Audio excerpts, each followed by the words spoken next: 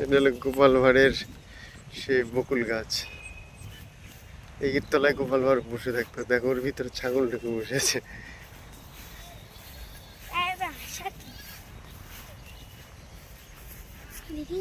এটা কৃষ্ণনগরের রাজবাড়ির মেন গেট, সিংহদুয়ার। আর এটা হলো বকুল গাছ। সেই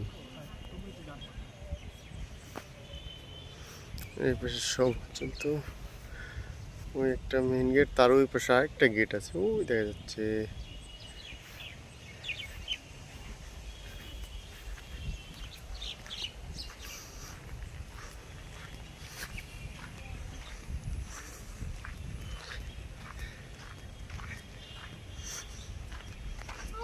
হুম